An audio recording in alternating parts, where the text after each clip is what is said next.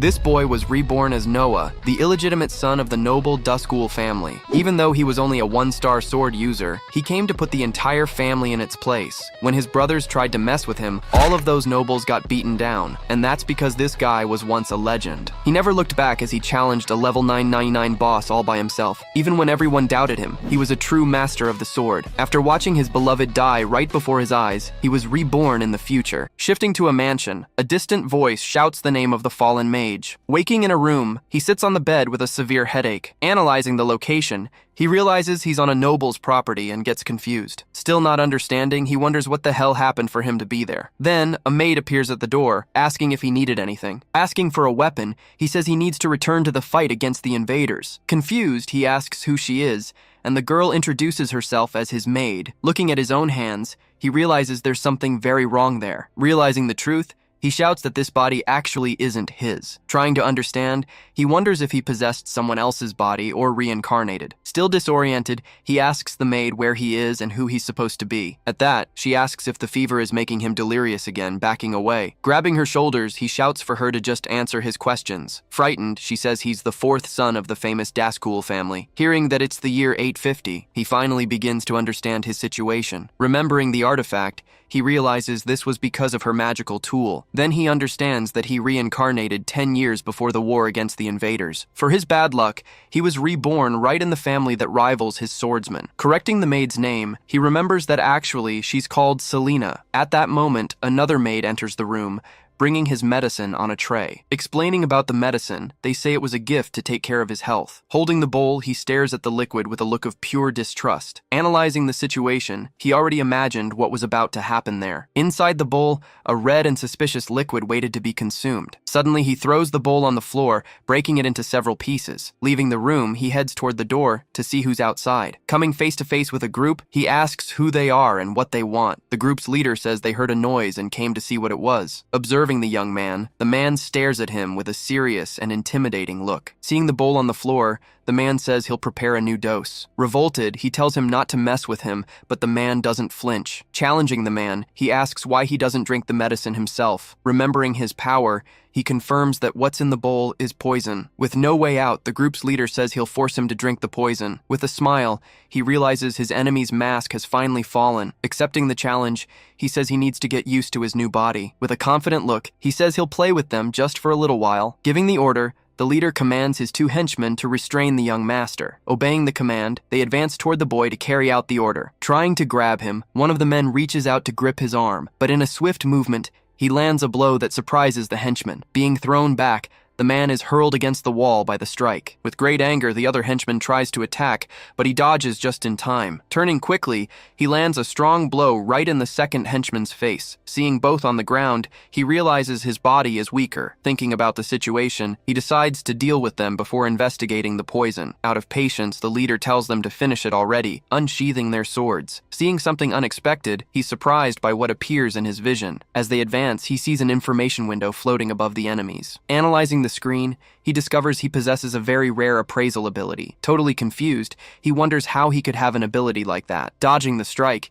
he realizes the enemies are just low-level novices. Blocking the blow, he defends himself from the simultaneous attack of both henchmen. Moving to the side, he lands a quick strike on the first one's face. Then he finishes off the first henchman with a blow, throwing him to the ground. Seizing the chance, he grabs the sword the enemy dropped on the floor. The second henchman advances, trying to land a downward strike, but the two blades clash, creating a powerful impact between them. With his strength, he breaks the opponent's sword, landing a strike immediately after. Falling to the ground, the second enemy is defeated, leaving the maid surprised. The leader recognizes his strength, then challenges him to a direct fight. Suddenly, he feels a strange sensation and a power awakening in his body. Surprised, he realizes that sensation was that of a mana core. That was the source of power only the swordsmen of the Duskull family possessed. In contrast, his old family's power came from a sacred core. Normally, these two powers should never coexist in a single body. The leader says he'll reveal a secret, since his power is out of control. Revealing the truth, he says the medicine was poison meant to amplify mana. He explains that his body was being destroyed by the uncontrolled energy. Determined,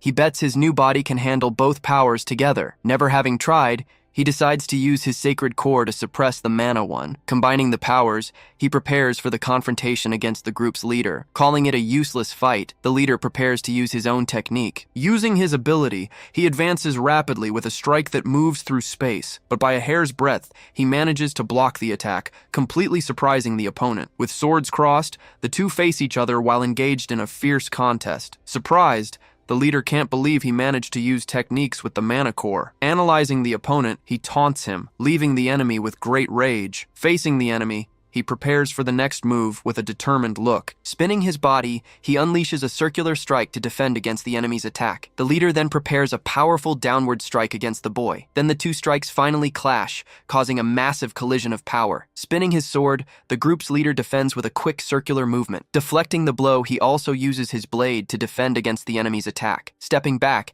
he manages to wound the opponent's arm during the exchange of blows. Analyzing the situation, he realizes a very long fight will be bad for him. Taunting the boy, the leader asks where all his earlier courage went. With a smile, he says the enemy is so panicked he's lost his composure. Calling him a brat, the leader advances again to unleash another of his strikes. Shouting in rage, he says his techniques are impossible for the boy to predict. Using his ability, the leader disappears and surrounds the young master with his power. Moving through the hall, he prepares his grand surprise attack against his opponent. Staying calm, he concentrates to try and predict the enemy's next attack. Turning suddenly, he lands a precise strike right where the leader was. With the impact of the blow, his blade strikes the opponent's body dead on. Fallen on the ground and wounded, the leader doesn't understand how he was discovered so easily. Explaining the weakness, he says the enemy was too confident in his technique. Fallen on the ground, he asks what power that was, understanding nothing of the strike. Answering that he doesn't know, he says even he doesn't fully understand the situation. In that moment,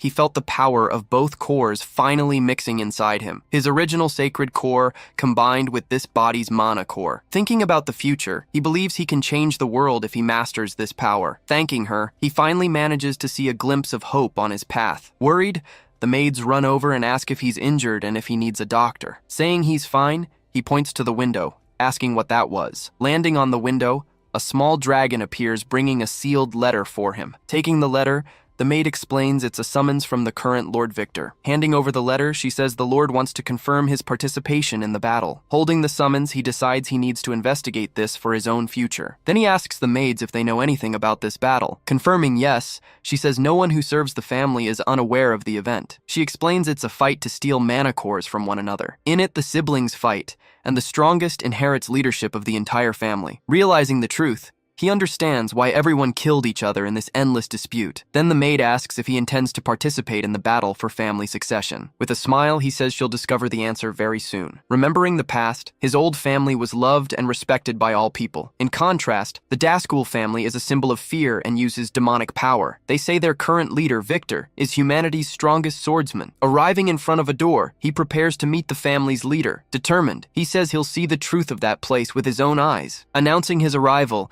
his name is called to enter the grand main hall. Entering the hall, he spots the other family members gathered waiting for him. Observing the people, he realizes this was his new and strange family. There was the eldest son, a man of serious appearance, Damien Dazgul. By his side, the eldest daughter, Julia, stared at him with a cold look. And finally, the family's second son, Cease, completed the group of siblings. Also present was the second daughter, Eve, who observed everything quite quietly. Looking at the third son, he finally finds the one responsible for his previous condition. He then confirms it was Skull, his brother, who had poisoned him before. Julia then says it's true he had completely recovered from the illness. Answering no, he warns he's going to dedicate himself to his sword training. Surprised by the answer, she stares at him with a look of great curiosity. Calling him trash, Skull says it's a huge waste of time for him to train. At that, he tells his brother to shut his mouth, calling him a great coward. Shocked, the brother can't believe what he heard, calling him an insolent brat. Interrupting the fight, she says that's enough since it was time. Suddenly it's announced that the great Lord Victor was arriving in the hall. Then footsteps are heard, indicating the family's leader had finally arrived there. Sensing the presence, the two eldest siblings close their eyes in reverence. At that, the other siblings close their eyes,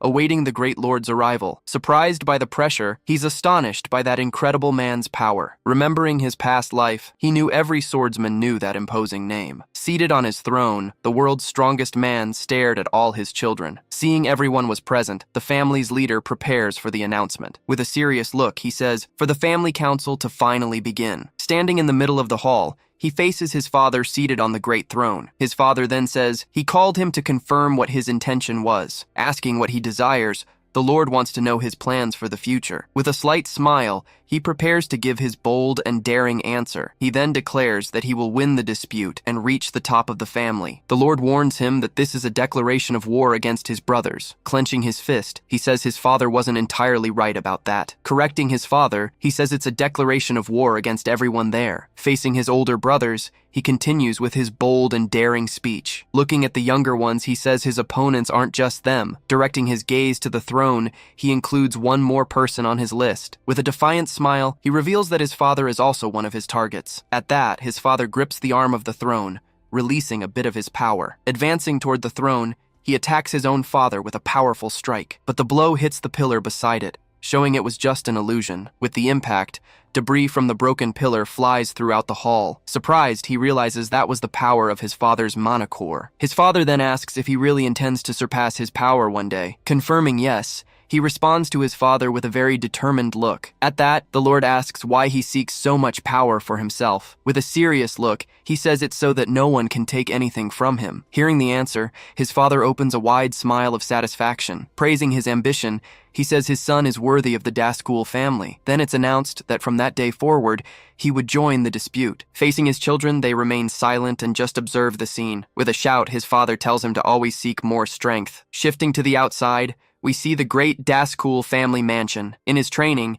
he lands a strike on a straw dummy. With the blow, the dummy is split in half and falls to the ground. Despite the improvement, he knows it's still not enough to win. Realizing the fusion of the cores, he can no longer fight the way he used to. Questioning his new condition, he wonders what kind of power that was. Deciding to hide his secret, he thinks it's best no one knows about his two cores. His sister Julia appears, asking what he's doing there after praising him. She explains that their father became interested in him, just like in their brother Damien. Saying she came to see his progress, he understands the true intention of the visit. Grabbing a training sword, she prepares to begin without further delay. Attacking suddenly, she completely surprises him with a very fast and unexpected strike. With the impact of the blow, he's thrown backward by his sister's force. Asking if he thought this was a visit, she reveals she didn't come to chat. Still surprised by the situation, he prepares for what comes next. Then she advances again, delivering another strike in his direction without hesitation. Thinking it perfect, he decides to see how well he can fight with his body. Unleashing a sequence of strikes, she attacks him with impressive speed. Recoiling from the blow, he drags his foot on the ground to avoid falling. Advancing with everything, she delivers a strong downward strike at him. Saying he has talent, she warns it's still not enough. Questioning his strength, she wonders if that's all he can do. Surprised by the power, he realizes she's already reached the 7-star level. Calling him a disappointment, she advances once more to deliver another strike. Defending against the blow, he's impressed by his sister's incredible speed. Gripping the sword firmly, he decides to use his combined power to fight. At that, the two strikes clash, and he manages to defend against her attack. Realizing he needs more strength, he decides to use his mana and sacred core. Using his new power, he blocks her strike with a different technique. Commenting on the power, she calls it the mana core of a failure. She then reveals she heard his core was weak since birth. Reflecting on this, he understands his combined core looks like a major failure. Seeing she didn't notice the fusion, he decides it's safe to fight seriously. Challenging his sister, he says he'll show whether it's really a major failure. Advancing with his sword, he delivers a downward strike at her, but she dodges the blow, beginning to talk to him as she retreats. Asking if he knows the purpose of the dispute, he confirms he already knows. Saying that makes everything simpler. She drops the wooden sword on the ground. Releasing her power, she demands he hand over his mana core. Before that demonstration of power,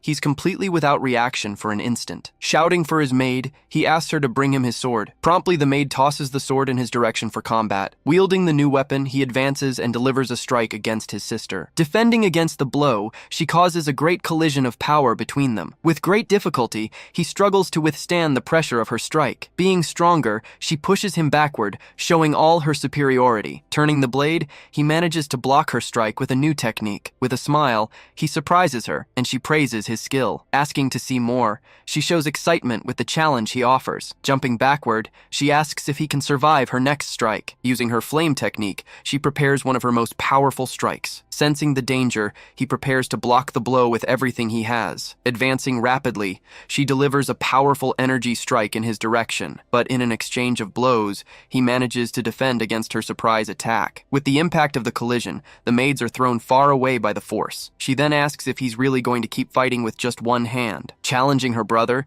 she says she'll force him to use both hands. At that, he switches his grip, preparing to fight with both hands. Advancing from behind her, he prepares a downward strike quickly, but she turns and manages to block his strike with her blade. With a smile, she comments that he finally used both hands in the fight. Being thrown backward, he's hurled far by the force of her blow. With great difficulty, he tries to balance himself while still falling to the ground. Impacting the ground, he's dragged for several meters, creating a large crater. Observing her brother, she remains silent, just analyzing the entire situation. Using all his power, he realizes he barely managed to defend against the blow. With his energy depleting, he understands his power is still limited. Using his sword for support, he stands up, reaching the limit of his strength. She then asks if he knows why they don't kill each other immediately. Explaining the reason, she says stronger cores take longer to grow, therefore it's not worth harvesting the cores while they're still maturing, but she admits he managed to block and even counterattack her strikes. With a threatening look, she says perhaps it's worth stealing his core. Running out of breath, he realizes he has no more strength to continue fighting. Using her strongest technique, she advances with a final and decisive strike. Shouting that's enough, his personal guard interferes and steps in front. Placing himself in front of her, he blocks the blow and saves the young master. The guard then shouts that if she continues, his master will end up dying. Telling him not to interfere, she says this was a battle for cores. Saying it's impossible, she's surprised he blocked her attack. Still exhausted, he just stares at his sister, without strength to continue fighting. The guard reveals his core was already completely exhausted, confirming the truth. Understanding the logic, she realizes he wouldn't have tired so quickly. Preparing to withdraw, he rests his sword on his shoulder, still exhausted. Admitting her mistake, she turns to leave, ending the fight for good. But she warns him that her desire for his mana core is real. Promising to fight again, she says she'll wait for him to get stronger. With a smile, he says he'll eagerly await that day. Walking away, she feels there's something wrong with her brother's power. Remembering the fight, she knows a 2-star wouldn't have stopped that blow. Looking back, she realizes he's hiding some kind of secret. With a smile, she says she hopes he continues growing in an interesting way. Far from there, in another mansion, someone was shouting in rage for having failed. With great anger, he laments having failed in his initial plan. Indignant, he doesn't accept that his father became interested in that trash. Shouting, he says not even he was recognized that way by their father. At that, the henchman says he has an important report about what happened. Telling everything he knows, the henchman explains the situation to his master. With a smile, he says he just thought of something very interesting. Threatening his brother, he says he'll remove him from the succession stage. Apologizing, the guard introduces himself as his new combat instructor. The man explains that his name is Kyle, leaving the young man surprised by the news. Kyle says the Lord sent him to keep the dispute from being boring. Using his ability, he decides to analyze his new instructor's level. With the assessment, he realizes the man's skills are more than sufficient. Asking if they're going to start, the instructor says there's another option. Handing over a letter, he reveals the Lord gave him a new order. Reading the letter, he discovers his mission is to clear a mana pool. The pool is a dangerous place where mana concentrates and attracts monsters. With a smile, he realizes he can use this situation to his advantage. Determined, he thinks about how he'll take advantage of this new opportunity. Fighting in the forest, Kyle defeats one of the monsters with a single blow. Accompanied by other men, he orders everyone to eliminate the monsters from the area. Examining the monster, they prepare to extract materials from the creature. Mocking the young man, they call him a coward and comment about his level. Thinking about the situation, the instructor doesn't understand what the Lord saw in him. Suddenly, one of the men shouts for them, running in their direction. Arriving at the location, they find several children passed out on the forest floor. Seeing that the children were unconscious, the instructor asks what the orders are. Saying the priority is to deal with the pool, they decide to take the child. Moving forward, one of the men carries the child on his back along the way. As they advance, the concentration of mana in the air begins to get denser. Getting closer and closer, The energy in the area was getting stronger and more visible. Sensing the mana, he warns that the monster lord must be nearby. Just then, a giant and mysterious creature appears before the entire group there. Seeing the monster, everyone is surprised and identifies it as a fearsome Scorpia. With the monster's arrival,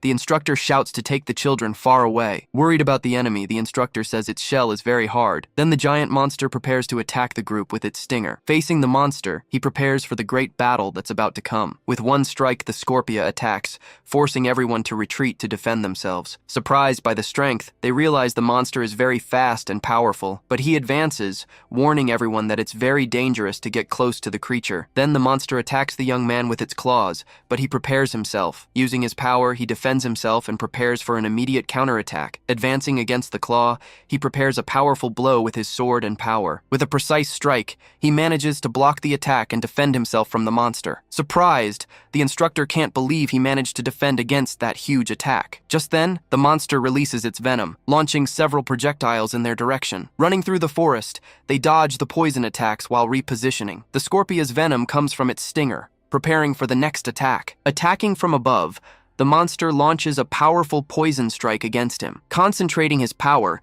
he prepares to deflect the attack with his technique. Deflecting the poison, he launches a powerful strike back in the monster's direction. Impressed, they comment that his swordsmanship is incredible, despite his weak core. Surprised, they notice that the monster's stinger managed to regenerate completely. Leaping high, he dodges a massive attack from the monster on the ground. Defending with difficulty, he uses his sword to block the next blow. With both hands, he grips the sword tightly, resisting the attack. Then he advances toward the monster, preparing for the counterattack. With a powerful strike, he hits the great monster's shell dead on, but his blade can't pierce the giant enemy's hard shell. Noticing the hardness, he understands it will be difficult to hurt that creature. Impressed, the instructor wonders how he learned that skill on his own. Asking for help, he delivers a strike to move away and create a distraction. He then asks the instructor to give him an opening for 1 second. The monster attacks the instructor with its stinger, but he prepares himself. Shouting, the instructor prepares to block the monster's powerful blow. Using all his strength, he manages to defend the attack and create an opening. Praising the instructor,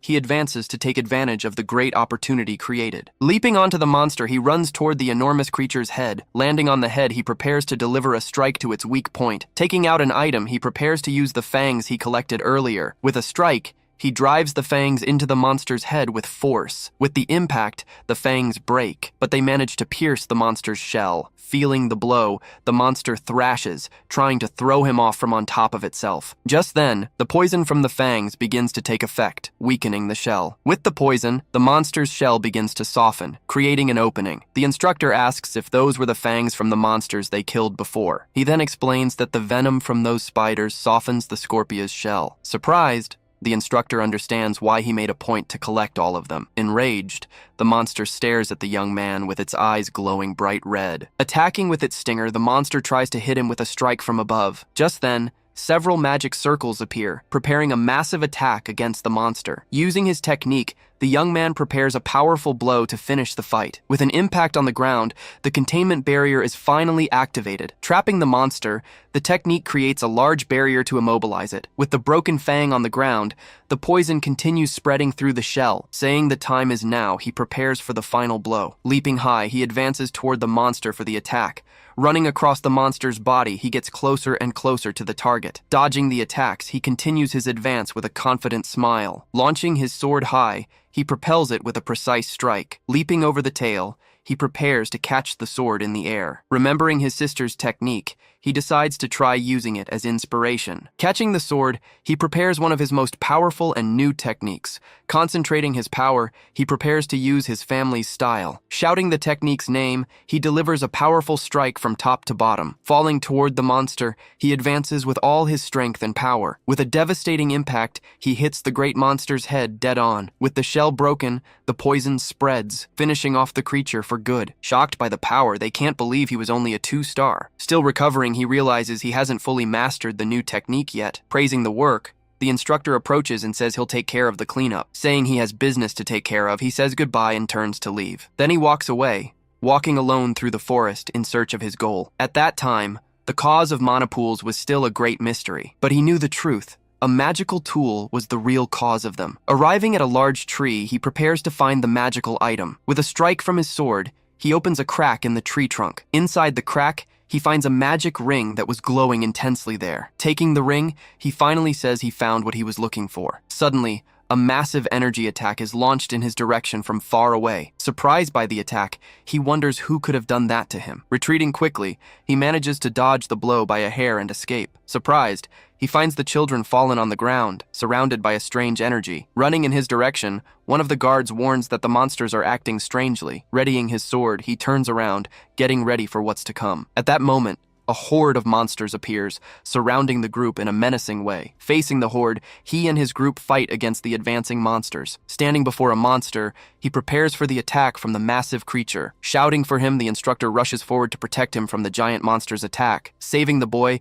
the instructor thanks him for having saved them from that blow. Asking them to buy time, he prepares to use a new strategy. Observing the fallen child, he analyzes the magical item that was with her. He realizes that it's a tool that drains mana to feed itself. While they fight, the instructor warns that they won't hold out much longer. With a plan in mind, he decides to use his core to track the operator. Using the ring, he tries to interfere with the magic to find the true culprit. Closing his eyes, he concentrates to sense the mana and find the target. Somewhere in the forest, a mysterious man was watching the entire situation from afar. Finally finding the target, he opens his eyes, ready for the final hunt. Asking them to take care of the children, he warns that he'll return as fast as possible. Cutting a path, he defeats several monsters to reach his true target. Running through the forest, he follows the energy trail of the mysterious man. Using his speed, he leaps between the trees, getting closer and closer. Landing on the ground, he prepares to confront the enemy who is hiding. Shouting that he knows he's there, he orders him to come out of hiding. Jumping from a tree,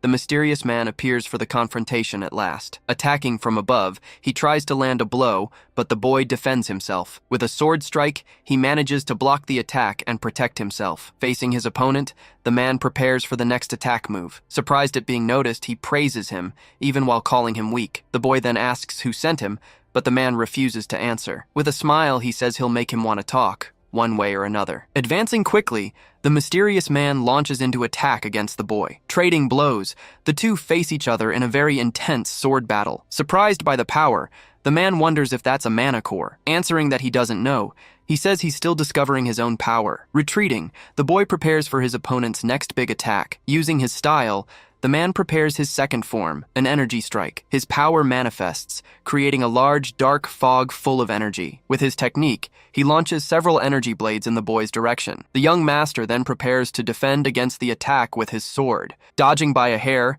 he manages to escape being hit by the energy blades. Defending himself with his sword, he deflects one of the blades with his technique. In the midst of combat, he uses his assessment ability to analyze the enemy. With the analysis, he discovers the name and power level of his opponent. Noticing the weakness, he realizes the enemy's swordsmanship is very amateurish. Distancing himself from the boy, the man attacks him with his energy blades again. With a precise strike, he deflects one of the blades and advances to attack. Taking a step forward, he propels himself to close the distance quickly. Leaping into the air, he advances toward the enemy with a strike prepared. Turning to the side, he prepares to deliver a fatal blow to his opponent. With a strike, the boy hits the enemy, but he defends with his sword. Finding it predictable, the man says it's too easy to deal with that attack. Launching several energy blades, the man attacks with his technique once more. The energy blades surround the boy, preparing for his final attack. Preparing for the counterattack, he decides to use his own family's style. Using his technique, he creates a protective barrier to defend against the attack. With the collision of powers, he manages to protect himself and advance against the enemy. Surprised by the technique, the man is shocked to see that familiar ability. Advancing to attack, the man tries to land a blow, but he dodges. Saying he's too slow, he strikes him with a fatal and precise blow. Spitting blood, the man is gravely wounded, losing the strength to fight. Falling to the ground, he drops his sword, defeated by the young master's technique. The man then asks how he managed to learn that powerful technique. He explains that he realized it during his fight against his sister Julia. With his new power, he can replicate the techniques of both families. Believing in his power, he says his unique techniques will show his worth. Then he orders the man to reveal who he was working for at that moment. But the man says he's very mistaken if he thinks he's already beaten him. Taking a pill, he prepares to use a desperate last resort. Surprised by the action, he wonders what that mysterious item was. Suddenly, the man begins to transform, Dropping his sword to the ground, his body begins to grow, and sharp claws emerge from his hands. With red eyes, he transforms into a green and terrifying monster. Screaming in pain, he completes his transformation, becoming a powerful creature. Shocked by the scene,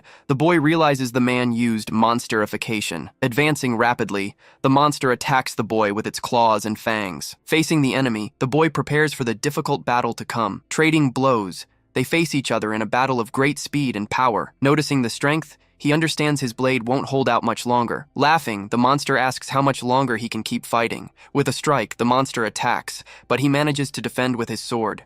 Facing his opponent, the monster prepares for the next attack with rage. Trading blows, they continue to face each other in a battle of pure strength. With an open-handed strike, the monster tries to crush him from top to bottom, but he leaps backward, dodging the blow and escaping by a narrow margin. Still in the air, he prepares for landing, analyzing the battle situation. Doing a flip, he manages to land safely on the ground and reposition himself. Knowing he can't dodge forever, he decides he needs to find an opening. Gripping his sword, he prepares to use a new strategy against the monster. Mocking the boy, the monster prepares to attack with all its strength. Shouting that he'll end everything, he advances for his final blow, but the boy extends his hand, preparing to use the magic ring he found. With the ring, he creates an energy barrier to defend against the attack. Using an item, he creates a magical barrier to protect himself from the blow. With the collision, the monster is thrown backward, and the item falls to the ground. With a smile, he says his new power can replicate his old techniques. Leaping into the air, he prepares to use one of his most powerful abilities. Throwing the monster upward,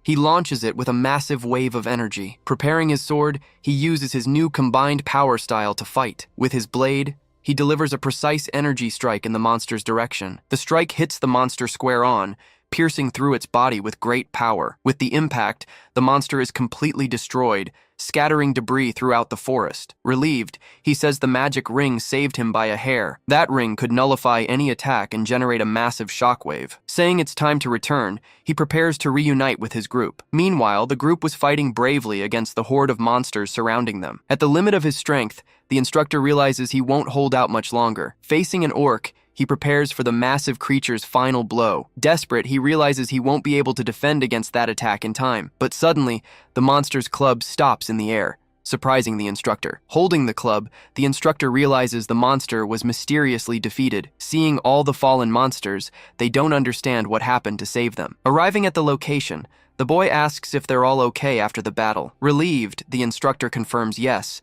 saying they managed to hold their own. Kneeling near the children, he says he took care of the one responsible for the monster frenzy. Using his power, he removes the energy that was draining the children's mana. With the energy removed, the children were finally safe and out of danger. Observing the children, he reflects on the situation and the danger they went through. Back at the mansion, he walks toward the main building, determined and serious. Determined, he says he'll track down whoever was behind that cowardly attack. His maid informs him that his sister Eve is the family's information broker. Decided, he thinks he first needs to find a clue to start his investigation. On the way, he's stopped by someone who prevents him from continuing his path. His brother Cease warns him that, brother or not, he won't let him enter. Facing his brother, he braces himself for the inevitable confrontation to come. Remembering his sister Eve, he knows he needs to talk to her no matter what. The maid had already informed him that she would know who attacked him in the forest. Releasing his power, he tells his brother to get out of his way immediately. But his brother reveals himself as her bodyguard, refusing to let him pass. Shouting in anger, the brother says he doesn't believe, he just wants to talk. Understanding the situation,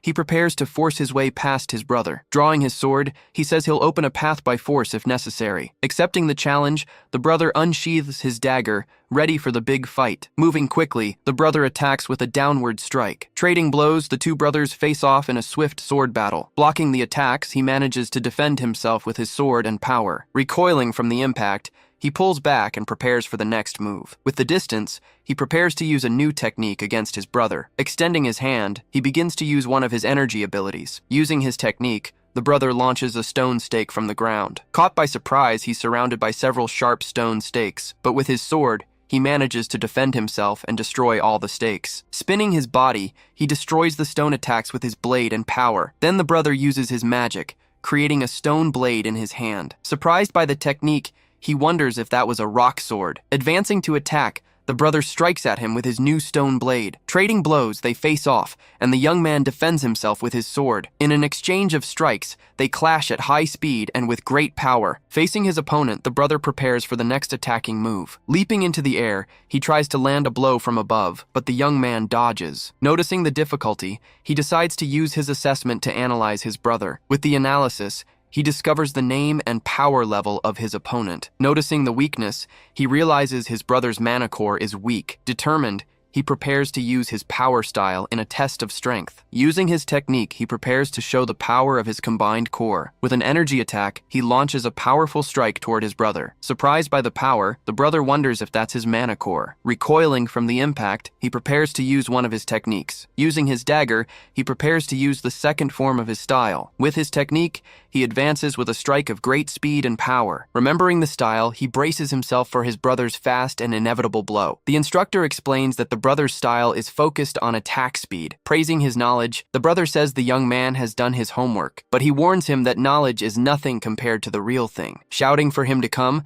the young man prepares for the confrontation with determination. Advancing with his technique, the brother prepares for the high-speed strike. His power spreads out, creating a trail of energy wherever he passes. With his sword, he prepares to cut and defend against the blow. Shouting with effort, he braces himself for the impact of the powerful attack. With a collision of powers, the two strikes clash in a massive explosion. The energy spreads out, creating a huge shockwave from the impact. With the dust settling, the result of the battle is finally revealed to all. Still standing, the young man prepares to continue the fight, even wounded. His brother's attack managed to wound him, leaving some cuts on his body. Even with his technique, he couldn't block all the damage from the blow. Reflecting on the fight, he realizes that copied techniques have a major limit. He understands that he needs to master his own techniques to become stronger. Shouting that it's enough, the brother interrupts the fight and prepares to leave. Suddenly, their sister appears, interrupting the fight and calling both of them. Changing scenes, the three siblings are gathered in a room to talk. Seated, the sister asks what was the reason for that fight between them. The brother explains that the young man had a threatening and dangerous aura. The young man then asks why a family member was acting as a guard. She responds that she's not exactly the type who likes to fight like them. The brother asks what he was doing there,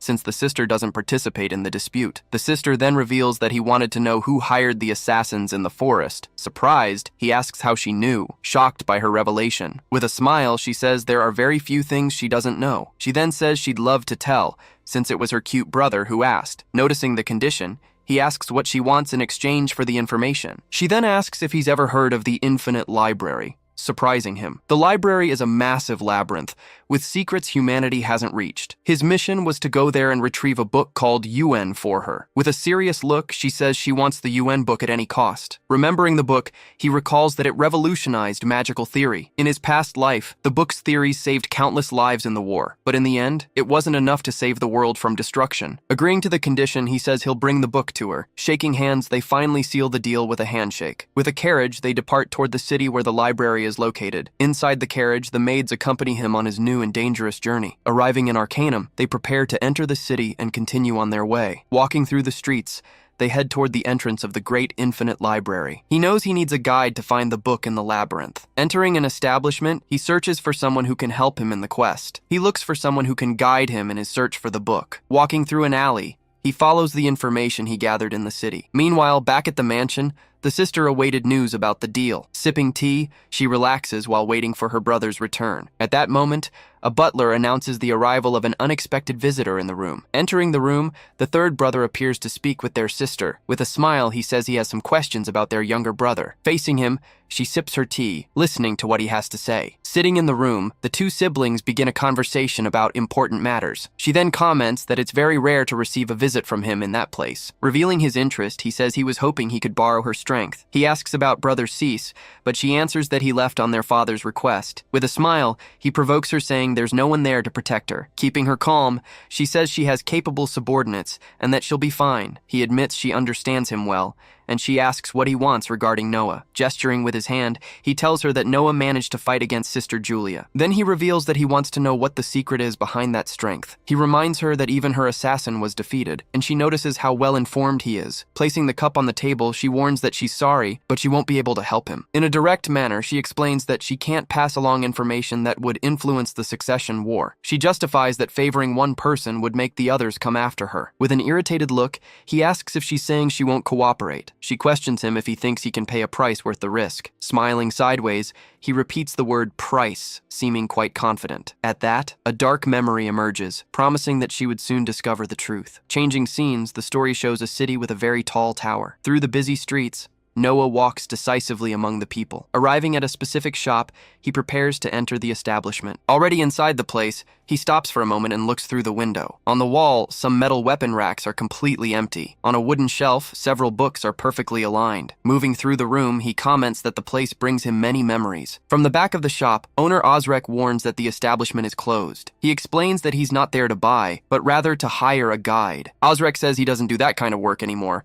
but Noah counters the argument. Giving a laugh, he says this story about being the best is a joke. Noah finds it strange, remembering that he was the man who loved the library the most. That's why he asks what the reason is for him not accepting jobs. Shouting angrily, he says it's not a problem a kid can solve. After the outburst, he stays silent for a moment, seeming to calm down. Apologizing, he says his nerves are on edge. At that moment, the shop door's bell rings, announcing a new arrival. When Julia enters, he's surprised and asks if it's really his sister. Standing at the door, she waves to the two men who were inside the shop. She explains that she saw him during a mission and decided to follow him there. Startled, the owner asks if she's Julia Daskul, and she simply confirms. He then calls Noah a kid, but Noah corrects him with his full name. Changing his mind, he says he accepts the job with the condition that she goes along. Seeing the sudden change, Noah suspects there's a reason behind this. Calling them both, he asks them to follow him to the back of the shop. In the back room, they find a woman lying sick in bed. In a memory, he tells them that all of this had happened about a month ago. He reveals that a dungeon monster cursed his wife during a mission. He explains that she's in a deep sleep that will eventually kill her. Noah suggests killing the monster to break the curse,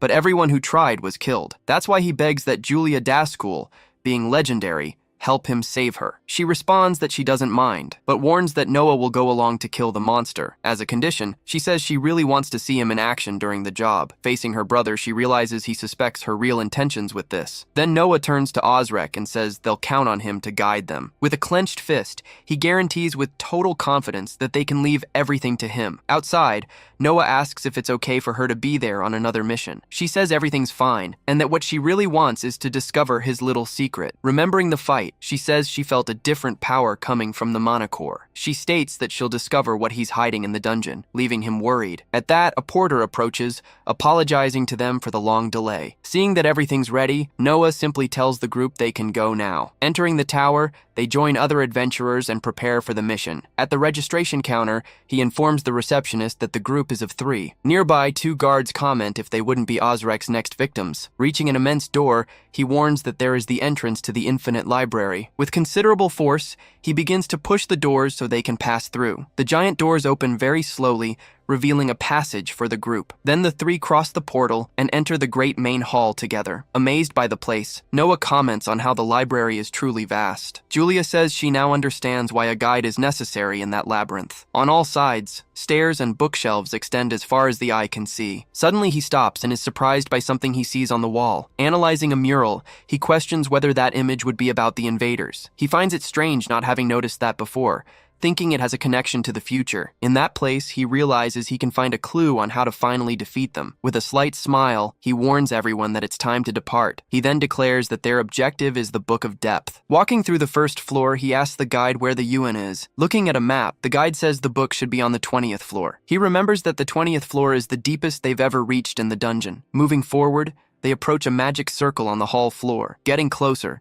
the magic circle on the floor begins to activate. From the magic portal, 3 monsters appear ready to attack the group of adventurers. The guide warns that monsters always appear there and asks if they can handle them. Drawing his sword, he says confidently that there won't be any problem. He advances and lands a powerful strike that hits all the monsters at once. After the attack, he lands on the ground, preparing for the next move. All the monsters are defeated with a single blow, falling to the ground, already lifeless. Seeing the scene, the guide is surprised, and Noah says to keep moving. Already on the 10th floor, Osrek asks them to keep what they'll see a secret. He then approaches the bookshelf and pulls a very specific book from it. Removing the book, a secret passage opens in the bookshelf for the group. Inside the room, he reveals that this secret passage is actually a shortcut. Then the 3 of them position themselves together on top of the large magic circle on the floor. In the next instant, the magic circle activates and takes them down. With a bright flash, the teleport is complete, and they arrive at the new floor. After the teleportation, he observes the new location with a very attentive gaze. She asks where they are,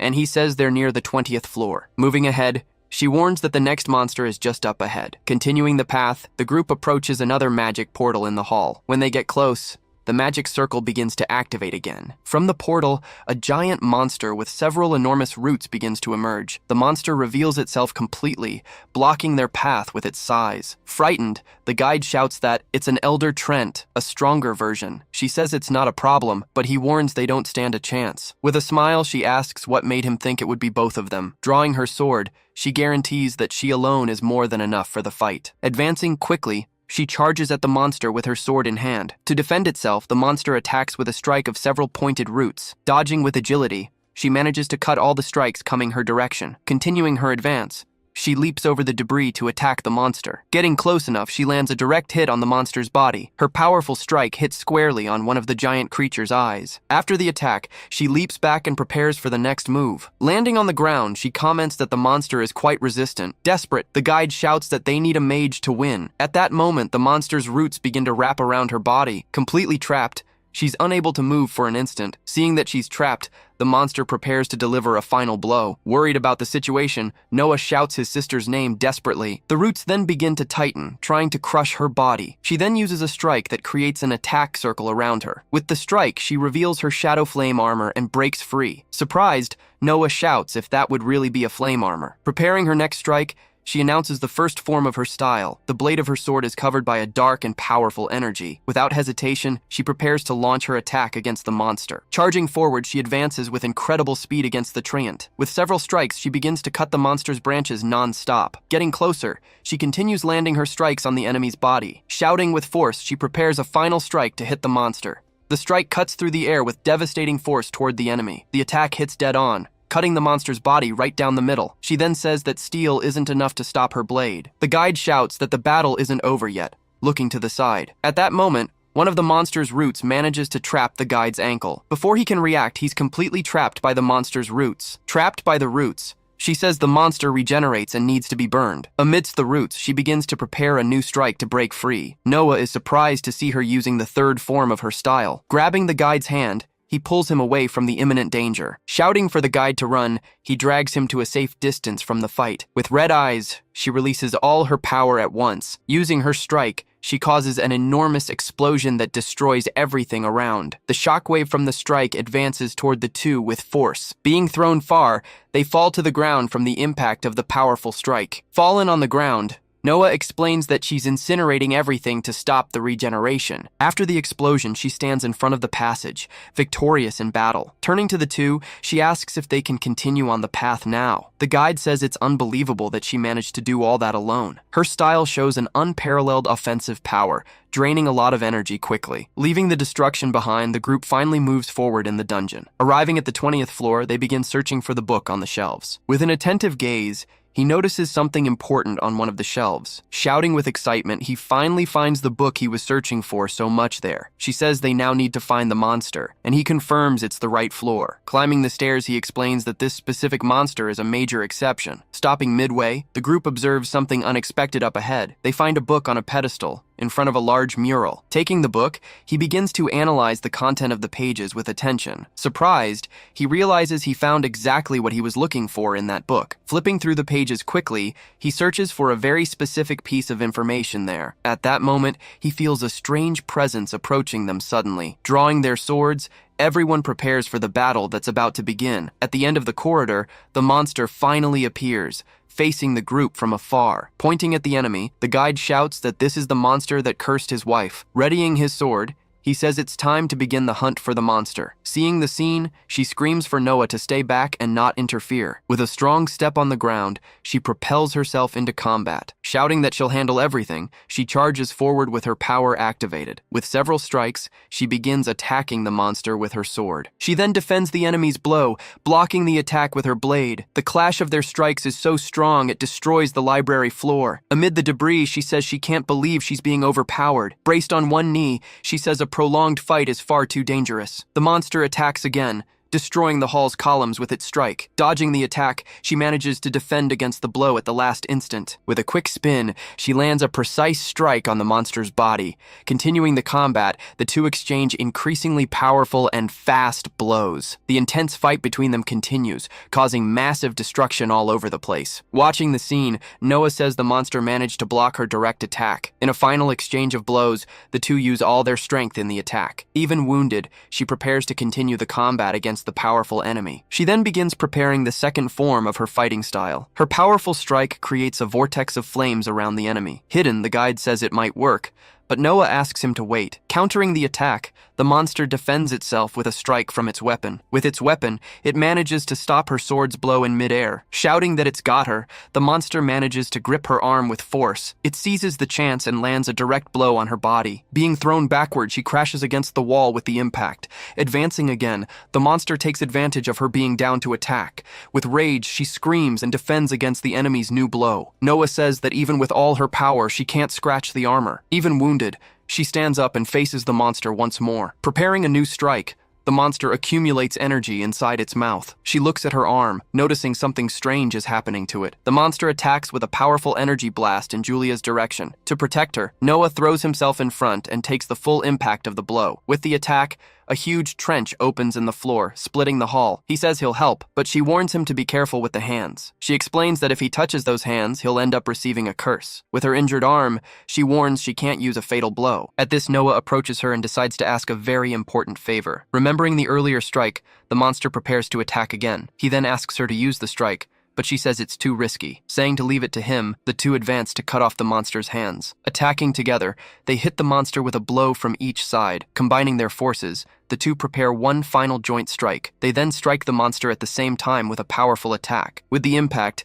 a giant energy explosion takes over the place. The final blow causes a massive explosion, destroying everything around. Advancing together, the two siblings prepare to continue the fight against the monster. Amid the debris, they face each other, ready for the next step of the battle. Even after the blow, the monster remains standing and seems even more furious. Attacking together again, she says he's a true monster of power. With a swift strike, the monster is thrown backward by the combined attack. Leaping into the air, she repositions herself to continue the sequence of strikes. Meanwhile, the monster tries to hit Noah, who defends against the blow. He manages to block the counterattack, using his sword to protect himself. Sensing the danger, he screams for her to get away from the fight immediately. Ignoring the warning, she uses the second form of another fighting style. Her new strike hits the monster squarely, causing a massive impact. Without giving up, the monster prepares another energy blast with its mouth. Desperate, she ends up screaming Noah's name, fearing the worst. At this, Noah prepares to use his most powerful fighting style. He then releases his final blow to try to end the fight once and for all. His strike hits the monster squarely, throwing the creature backward. Even after the attack, he remains standing and faces the huge monster. Seizing the chance, he lands a fatal blow on the monster's head. The monster then grabs his sword, preventing the final attack from happening. Realizing the situation, he warns that this is a big problem for them. To help, she uses a strike that creates a powerful vortex against the enemy. With the new attack, she says now they're even for the save. He notices that not even his strongest blow managed to scratch the monster. He then wonders if their only choice is to retreat from the battle. At this moment, a second monster suddenly appears behind them both. He's shocked and asks if now there are two monsters to fight. Hearing a mysterious voice, he comments that that technique is quite clumsy. Suddenly, he finds himself in a completely white and unknown place. Looking at a light, he tries to understand what's happening there. Confused by the situation, he asks who's there and where he is. The voice says he's the successor and tells him to end everything in one blow. Back to the fight, the voice reveals that the name of that technique is something else. Seeing him standing still,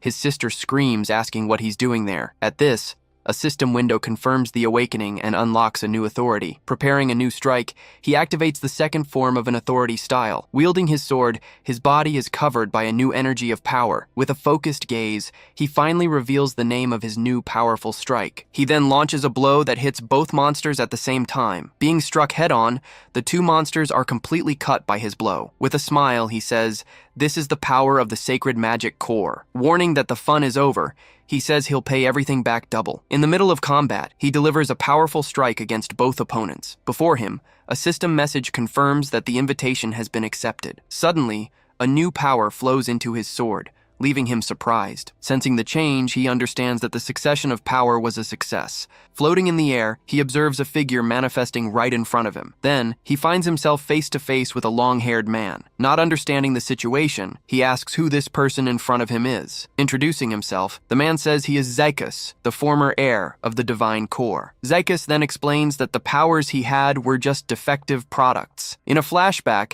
he tells how in the Age of Gods, invaders from another world appeared. He continues, saying that humanity lost the war because of internal conflicts. Zykus reveals that he was assassinated by others who feared his great power. After his death, he explains they divided the power into two parts. By possessing both halves, he says the young man can inherit the original power. With one last doubt, he asks if Zykus would have won without the betrayal. Showing his strength, he faced an army of invaders alone in the past. Confident, he states he would have finished off all enemies easily. Clenching his fist, he says that with this power he can change that future. But Zykus warns that his current level is too low for that to be possible. With a smile, he confirms that's exactly what he intends to do. Seeing his determination, Zykus smiles and says that to begin. He tells the young man to show he can handle the enemy in front of him. Releasing his power, he advances at high speed toward the enemy. Coming face to face with the monster, he prepares his next move. Determined, he shouts, saying this time he'll finish off the enemy. He then delivers a powerful strike, colliding directly with his opponent. Then, the system describes his new blade manipulation ability. Using the ability, he launches a gigantic strike toward his rival. Surprised, the wounded man says he used that light to tear off his arm. With no chance to defend, the enemy is struck head-on by the devastating blow. Moving closer, he lands a direct strike that pierces through the opponent's body. With a smile, he says the tables have turned completely in his favor. He then advances again, delivering multiple sequential strikes against the enemy. Feeling the blows, the monster screams desperately while being attacked non-stop. Saying that was the first one, he finishes with a powerful strike. With the force of impact, the enemy is thrown far away, falling defeated. Suddenly, he turns his face, sensing a new threat nearby. He then sees the woman preparing a massive strike in his direction. Then, the other woman screams desperately, asking Noah to get out of the way. Ignoring her, she fires the enormous strike toward the man. Prepared for what was coming, he uses his ability to defend against the attack. His power then clashes directly with the strike coming at him. The collision of strikes causes a gigantic explosion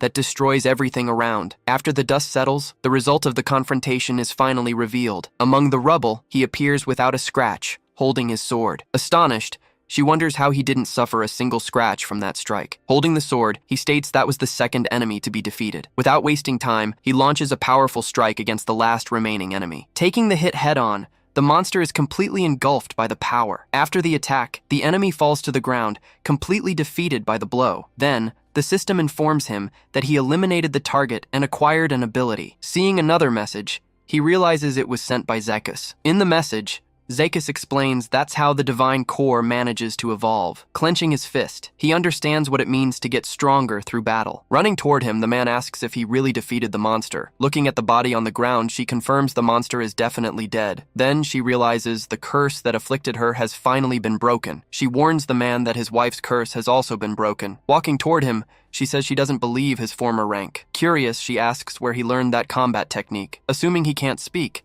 she says there are several fighting styles. She begins listing the magic sword style, considered the fundamental among them. Continuing, she mentions the flame style, focused entirely on attack power. Next, she talks about the thunder style, which prioritizes the user's speed. Finally, she cites the darkness style, which relies on deceiving opponents. Saying his technique is different, she asks what he's hiding. Without answering anything, he just stares at her in silence for a moment. She also continues looking fixedly at him, waiting for some answer. With a slight smile, she decides to drop the subject for now. Moving away from him, She says she looks forward to the day they'll fight. Back at the academy, the scene shifts to the grand corridors of the place. While walking with the man, he confirms he'll use the book to get information. When he reaches his destination, he then prepares to open the door. Upon opening the door, he finds the place trashed with a man on the floor. Desperate, the blonde shouts that Eve was taken, and he asks who did that. Revealing the culprit, the man says it was Skull who took the girl. He continues, explaining that Eve was taken to be interrogated by force. Hearing the name,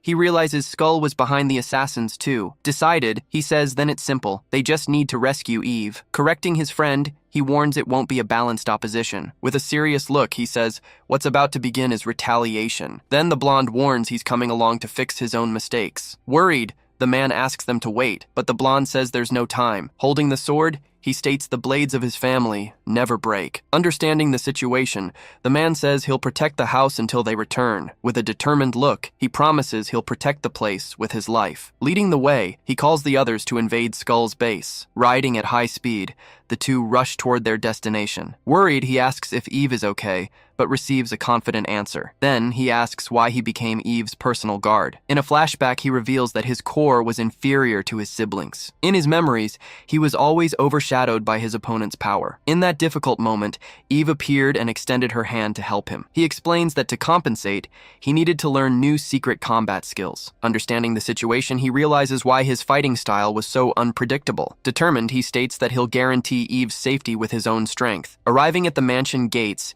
he says they need to find out where Eve is. After getting off the horse, he warns that they don't need to act stealthily. Taking a step forward, his foot prepares to strike the ground. With a powerful blow to the ground, he breaks the floor to draw attention. Right after, he charges forward running, preparing for the invasion to come. Coming face to face with the enemies, an army of guards was already waiting for them. Recognizing the enemies, he warns their Skull's assassin unit. Jumping from a wall, the blonde says they're all combat specialists. Hidden in the trees, several assassins watch the arrival of the two young men. Seeing the audacity, their leader says he can't believe they came through the front. He responds that he has no time to waste and tells them to call Skull right away. The leader then warns that he doesn't understand the dangerous situation he got himself into. Suddenly, one of the assassins appears from behind for a treacherous strike, but he reacts in time, blocking the enemy's attack with his sword. Without difficulty, he counterattacks and throws the assassin to the ground with one blow. The leader then shouts that they'll have no mercy on those who dare challenge Skull. Ignoring the threat, he advances alone toward the group of enemies. Getting close,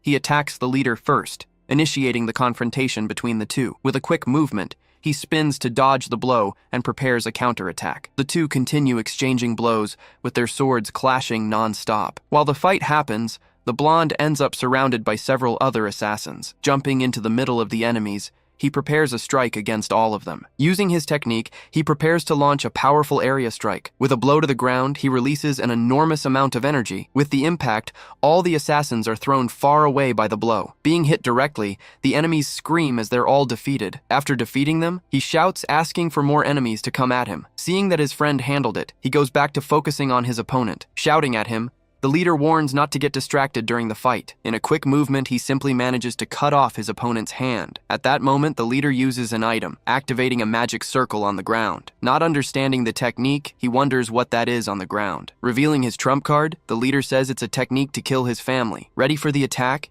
he advances to use the special move in his direction. With his eye glowing, he analyzes the enemy right in front of him. At that moment, a system window appears, showing his opponent's information. Using his technique, he prepares to use the second form of his style. At that moment, he places his hand on his own blade, starting to use his ability. Suddenly, he realizes something strange is happening with his body. His technique then creates a defense, which blocks the enemy's precise strike. Realizing he's not using his abilities, he says his core has been sealed. The leader then warns that he can't win using only his sword. Unexpectedly, another man arrives to help them inside that red area on the ground. Even with help, they find themselves completely surrounded by many other enemies. Seeing the situation, the blonde says having the core sealed is a problem. He then warns that he'll hold them off and asks the other to go ahead. Confident, he says not to worry and to go rescue Eve right away. With a determined look, he turns and decides to move forward alone. He then starts running, passing by the enemies that surrounded him on the way. Running without stopping, he dodges the strikes of the assassins trying to stop him. The blonde warns that his core may be sealed, but he still uses magic. Using his magic, the other man creates a huge stone path on the ground. The stone path then rises, taking him to the top of the building. Shouting from below, the blonde tells him to find the isolated palace. Seeing him flee, the leader shouts for the other assassins to go after him. But on the way, they're surprised by a trap of stone spikes. With no time to react, the leader also ends up caught by the spikes. With his magic, he manages to defeat several of the assassins at once. Completely cornered, the leader has nowhere to escape from that situation. At that moment, the blonde appears and says his problem now is with him. Changing scenes, Skull asks if Eve is ready to give information. She refuses to answer, so he says she's very stubborn. He then threatens, saying he captured several of her subordinates too. Furious, she says it's a disgrace to have trash like him as a brother. Suddenly he hears a noise and realizes it's coming from outside. With a smile, she says Noah finally arrived to finish him off. With a furious look, he says she doesn't seem to understand the situation. She then explains that pride is the most important thing for their family. Irritated, he says he'll finally see what Noah is really capable of now. Calling her insolent, he prepares to attack with his sword. Suddenly, Noah breaks through the window and invades the room with a strike. Seeing the scene, he warns that he finally arrived to rescue her. Standing in the middle of the room, he then calls out Eve's name. Sitting in the chair, she warns that he arrived too late to save her. Furious, Skull draws his sword and shouts Noah's full name. Without faltering, he just stares at his opponent with a confident look. Standing face to face, he says it's time to settle everything. With a smile, he asks if Noah really thinks he can beat him. Full of confidence, Noah responds that he can obviously defeat him without any problems. Irritated by the answer, he yells and charges forward with a powerful strike. He tries to land a blow, but Noah manages to defend against the enemy's attack. With the force of the strike, Noah is thrown outside, breaking through the wall. The fight continues outside, with the two exchanging intense blows. After falling to the ground, they stare each other down amid the rubble. Using his ability, he analyzes the opponent standing before him. The system then displays Skull's information and fighting style. Noah asks why he went so far, even using children. With a smile, he says the reason for all of this is pretty obvious. Screaming, he says he simply can't stand Noah and lunges forward. He attacks, but Noah manages to defend against the blow with his sword. Far from the magic circle, he notices the seal on his core has disappeared. Skull screams that he hates him for being recognized, attacking with a strike. Defending himself from the blow, he manages to block his opponent's attack. Screaming furiously, Skull launches a powerful strike in his direction. With a quick movement, he manages to dodge the blow by slipping underneath. After dodging, he backs away to prepare for the next attack. Analyzing his opponent, he realizes the sword skill is real. Skull yells that he'll be the bait to win the succession battle. Using the third form of his style, he prepares a new powerful strike. He then summons an army of skeletons to attack his opponent. Seeing the army, he prepares to fight against all the skeletons. Wondering if it's a distraction, he prepares for combat. Suddenly, one of the skeletons appears to attack him from behind. Turning around in time,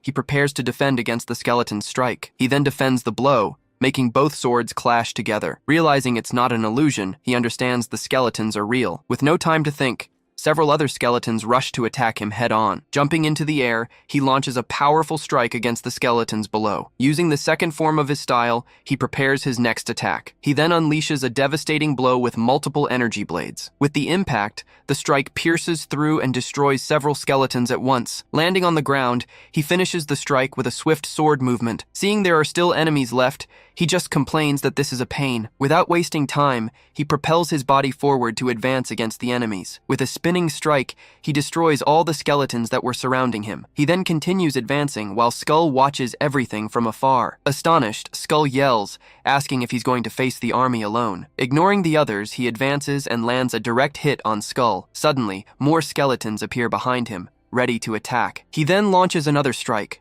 destroying the enemies that were approaching. While defeating the skeletons, he exchanges blows directly with Skull. Shouting, he says it doesn't matter how many weaklings he keeps summoning. With a wide strike, he attacks the opponent who was retreating in the air. Landing on the ground, Skull prepares to use a new special ability. At a distance from him, a large area is affected by power coming from the ground. He then drives his sword into the ground, activating an area technique. Quickly, several stone spikes begin to emerge around his enemy. Surprised, he finds himself completely surrounded by his opponent's ability. Suddenly, an enormous bone dragon emerges from the ground behind him. Screaming, Skull orders the dragon to attack and tear his enemy apart. Facing the creature, he discovers it's a powerful summoned skeleton dragon. With a smile, he says it's the perfect moment to test something new. The system window appears, showing his newly acquired ability. Preparing his style, he gets ready to use the fifth form of his power. With his eye glowing, he activates the new ability against the enormous dragon. He then advances, landing a devastating blow on the great dragon's head. With the impact of the strike,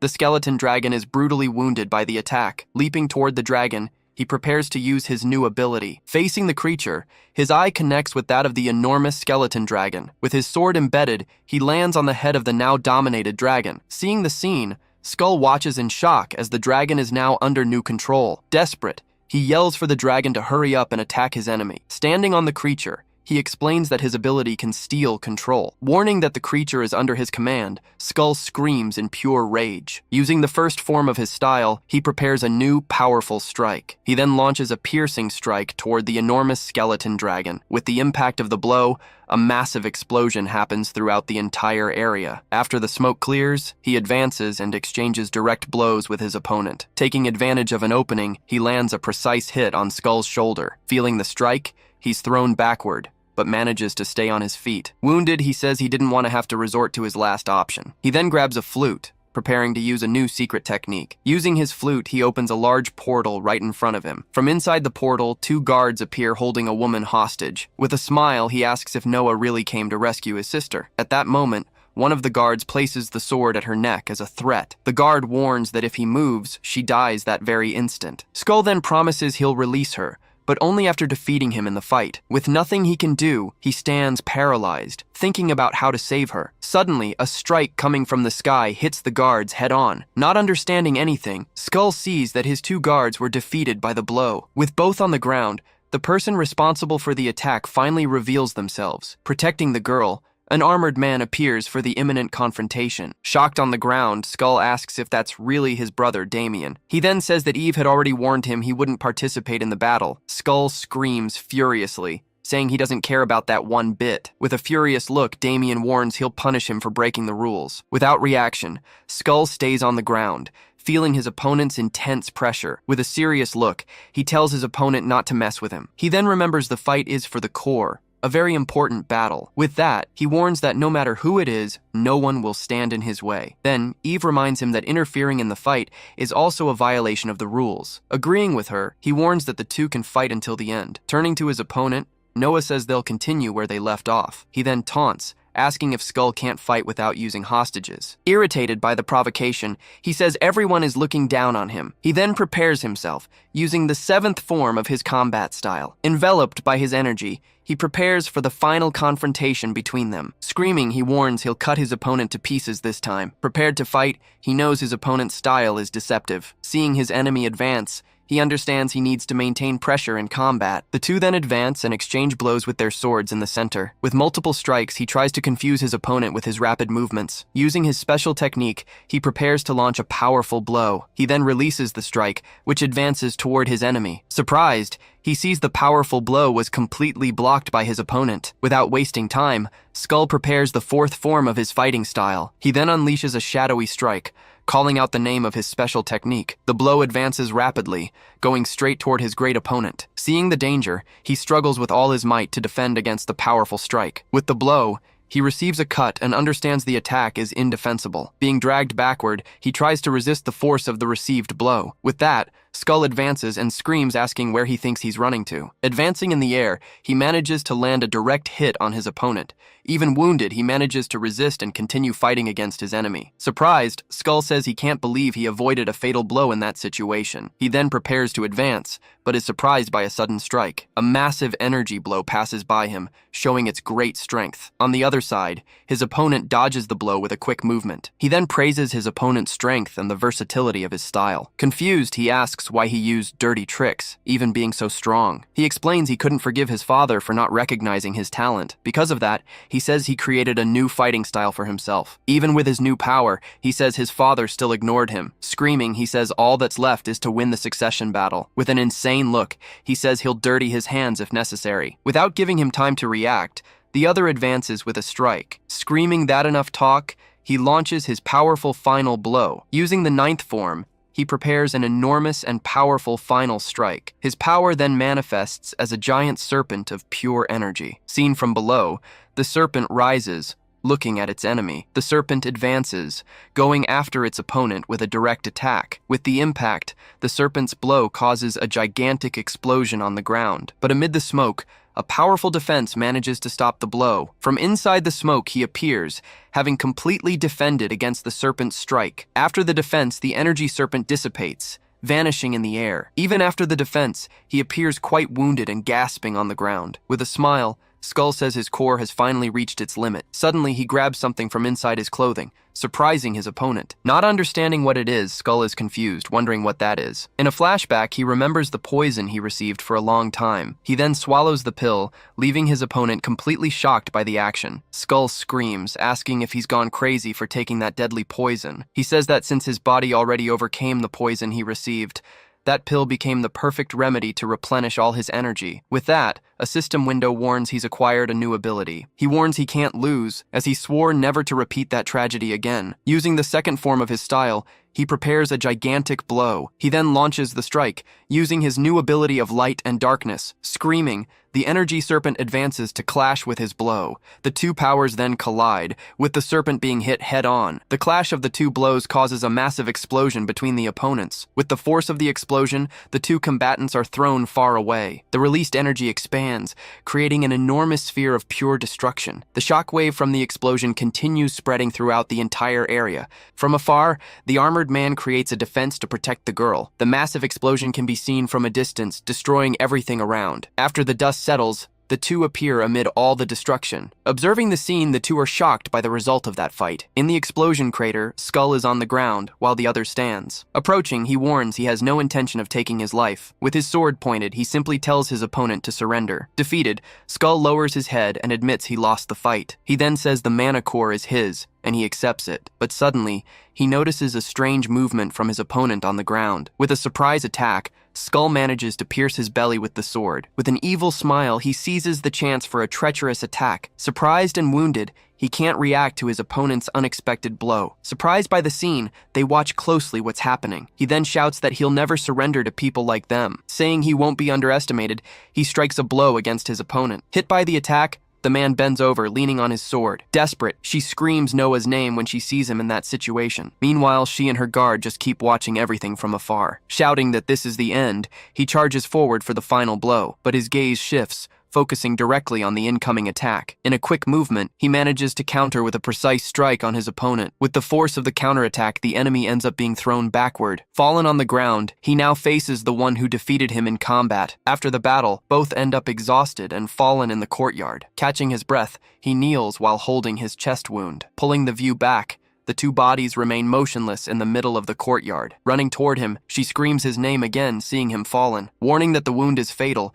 the guard says help won't arrive in time. Determined, she states she'll take care of this and approaches to help him. Starting her technique, she says she'll use the first form of the Inca style. Then she activates the Nebula Lantern ability to heal his wounds. Traveling through his body, the technique begins to spread across his entire arm. Keeping her hand steady, she continues focused, applying her ability to the wound. Still lying down, he watches her while receiving treatment on his chest. Now conscious, he closely follows the entire process happening there. Sitting up, he asks about the technique, and she says it uses a mana core. Recovered, he thanks her for saving his life in that moment. Then he says that, more importantly, that now belongs entirely to her. At that moment, an object begins to emerge from the fallen opponent's body. He looks and says, "That's Skull's mana core." Kneeling, he stands before the core while she just watches everything from behind. Reaching out his hand, he prepares to finally grab the mana core. As he holds the core, he begins to feel all that power flowing. Suddenly, a status window appears showing his new information. Detailing his attributes,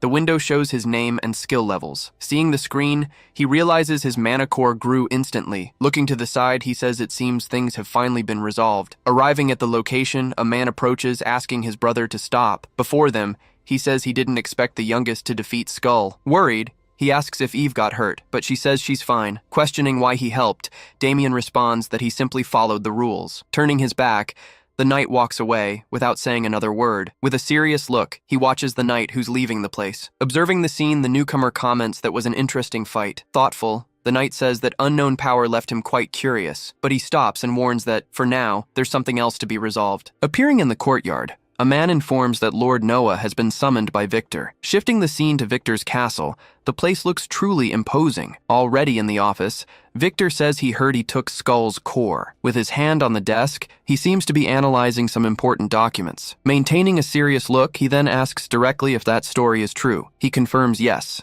explaining he fought the enemy and managed to win. At that, Victor asks how strong he thought Skull really was. With a sharp gaze, he wants to know why Noah thinks he prevailed. After a brief pause, he prepares to finally give his answer. He responds that it was his hunger for strength, something he yields to no one. Giving a slight smile, Victor says that was a very good answer. Then he explains that for stopping Skull, he'll now receive a reward. Asking him to state his wish, Noah requests a mission to a certain location. Surprised, Victor asks if he has no greed, since he could have asked for gold. He responds that he believes he'll gain much more where he's going. Understanding his quest, Victor accepts and asks where this place is. Traveling along a mountain road, the carriage continues its long journey. Inside the vehicle, a maid asks if the trip is Victor's reward. With a smile, he says he'll leave all the travel arrangements to them. Agreeing, the maid tells him to leave everything to the two of them. At that moment, one of them is surprised looking through the carriage window. Shouting excitedly, she points, saying the destination can finally be seen. Through the glass reflection,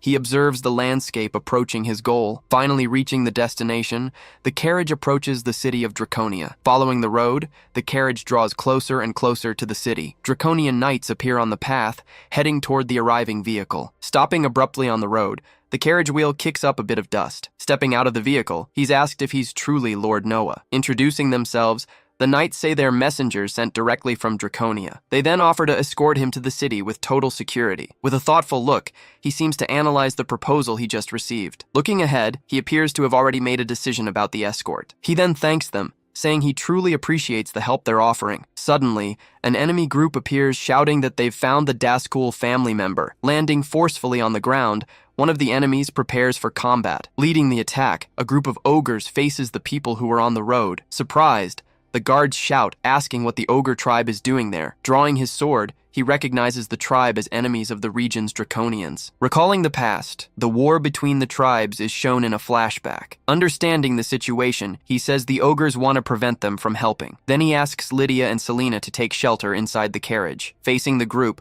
their leader says the Draconians must be desperate. He warns he has no business with weak people and tells him to leave. Giving a slight smile, he simply asks if that's really what he thinks. Then he offers the same choice. Leave now, and he'll let him live. With an irritated look, the ogre shows he didn't like that proposal. Shouting that he's an arrogant brat, the ogre begins to transform. He warns he'll grind his bones, becoming even larger in front of him. Advancing, he stomps forcefully on the ground to begin his great attack. Despite the impact, he manages to stand firm amid all the dust. Readying his sword, he awaits the right moment to counterattack. The enemy then tries to crush him with a powerful downward strike. Escaping by a hair, he leaps backward while the entire ground breaks. After the strike, a huge crater forms at the impact site. Thrown by the impact, he repositions himself in the air for the next move. Feeling the pressure of the attack, he prepares for what comes next. Then a massive chunk of rock is launched in the direction he was standing. Announcing the first form, he concentrates to use the shinny style. With his technique, he launches a strike that cuts the rock to pieces. But the ogre already appears behind him, ready to continue the surprise attack. Advancing quickly, the enemy tries to hit him with a direct and powerful strike. The blow ends up hitting one of the rocks, which splits from the force. He then says the ogre attacks using only his brute strength. Jumping into the crater,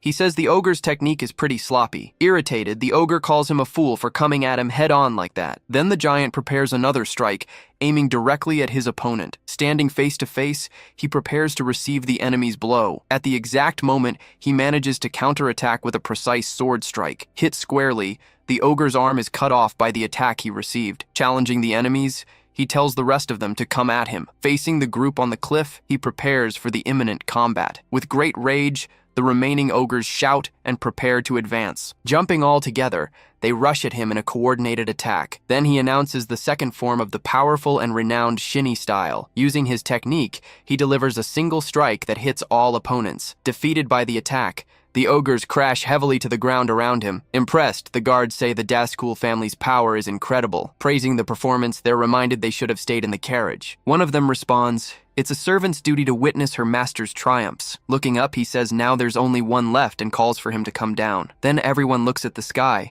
seeing a dragon flying over the mountain. Suddenly, a mysterious figure ends up jumping from atop the dragon in the sky, landing forcefully on the ground. The new enemy reveals himself in front of them. Facing the young man, he says he could see his power with his own eyes. Introducing himself, he says he's Adalbalt Fangray, captain of the Dragon Knights of Draconia. He then explains they couldn't entrust their king to a weakling who needed help. With a curious look, he asks if he managed to pass the test then. Confirming yes, the captain warns he'll escort him to Lord Arcados. Following through the city, the party continues its path to the final destination. One of the servants is impressed, saying Draconians and humans live together. She adds that a country with different races coexisting is very rare. Advising them to explore the city later, he says they'll really enjoy it. Then a huge dragon appears in the sky, flying over the mountain near them. Entering a cave, the group follows the captain through a dark path. They then reach a giant gate with a dragon carved in the stone. Announcing his arrival, the captain says he's brought Lord Noah Daskul. From inside the place, a mysterious voice says they may enter. Slowly, the great stone doors begin to open in front of them. Suddenly, an unknown force begins to pull everyone toward the gate. Feeling the strong pressure, he realizes it's the same as his father's. Even the Draconian knights kneel, unable to resist that force. Protecting the servants, he stands firm while they lean on him. Being pulled inside the gate, the entire group is dragged by the force. Before a new hall, he hears a voice giving welcome. Then a massive white dragon calls him his young and new ally. Nearby, the servants and guards simply watch the situation closely. Introducing himself, he says he's Noah Daskul and that he came on his father's orders. The dragon then thanks Victor for sending one of his successors. Staring intently at him, the dragon says he feels a nostalgic power within him. He then comments that this was to be expected from the King of Dragons. Focusing his power, he prepares to show his true strength there. Releasing his energy, he stands before that great and ancient creature. Faced with the demonstration, the dragon simply observes the power he's emanating. Surprised, the dragon says he never imagined seeing that glow again. Then the dragon authorizes Adalbalt to tell everything that's happening. At that, the captain says he'll explain the request to the Daskul family. In a flashback, he explains that the Draconians have been at war for years. He continues saying that the balance of power has recently shifted on the map. Pointing to the marks, he says the ogres recruited a new strategist. He then asks if they want help to turn the tide of battle. Driving a dagger into the map, the captain shows the gravity of the current situation. He then says they want help to end this long war. With a serious look, he explains that everything needs to end before the king's death. Before the great dragon, he understands that Lord Alcados's time is running out. Realizing the urgency, he comprehends that the king doesn't have much longer to live. Then it's revealed that the Alcados core will be born when the dragon's life ends. Remembering his past life, he knows this power has already caused great destruction. Placing his hand on his chest, he affirms that he'll fulfill their request. Grateful, the dragon offers materials from his own body as a reward. Promising help, the captain says he'll spare no effort to complete the mission. He also mentions the rumor that the ogre clan obtained 8 treasures. Hearing the new information, he continues paying attention to every detail. Being magical tools, the treasures directly affect a nation's military power. He says he understood and that he'll investigate the situation on his own. After the long conversation,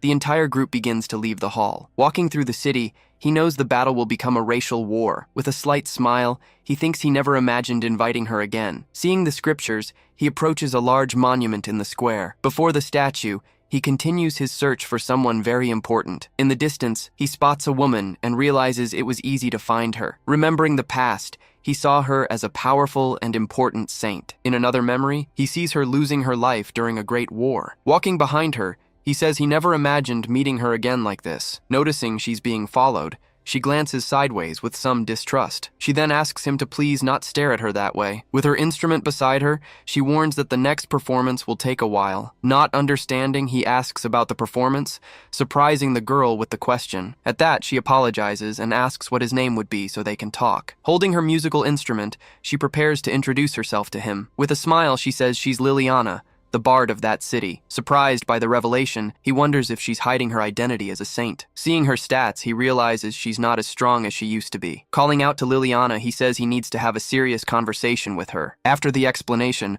she says she didn't know the conflict was that serious, but with a serious look, she crosses her arms and says she can't help him. Not understanding the refusal, he asks why she can't help with the mission. With her eyes glowing, she explains that she senses a demonic power coming from him. Enveloped by her energy, He stands still while she observes him carefully. Asking what she thinks, he reveals that he also possesses another power. Surprised, she realizes that sacred power is mixed with the other power. Seeing both powers, she finally agrees, but imposes a single condition. With a different look, she asks him to find a partner to satisfy her. Shocked by the request, he's completely without reaction before that condition. At that, an image shows what the ideal partner she so desires would be like. Describing what she wants, she says she refuses anyone with demonic power. Realizing she hasn't changed, he remembers how she always was. Thinking about the proposal, he says he knows exactly the right guy for her. Extending her hand, she says she looks forward to working together with him. Shaking her hand, he finally introduces himself as Noah Daskul. Changing scenes, the city of Draconia is seen with its high mountains. In a rocky place, she asks what they're doing there. He says he heard about magical rocks protected by a sanctuary in the mountain. With a focused gaze, he concentrates to find the exact location. Before a ruined entrance, they find what they were looking for. Activating his ability, he begins to use his special vision to investigate. With his power, he manages to see beyond the rocks of that ancient ruin. He then locates a magical seal that was hidden right below them. Wielding his sword, he prepares to finally break that magical seal. With a precise strike, he hits the seal to release the secret passage. After the impact, the seal completely dissolves in the midst of the darkness. With the seal broken, they begin to descend through a new mysterious path. Crossing the passage, they walk toward the light that emerges at the end. She says that's a warning, sensing a dangerous presence further ahead. He then asks if she's scared, but she denies it right away. Moving forward, the two continue exploring the interior of that mysterious cave.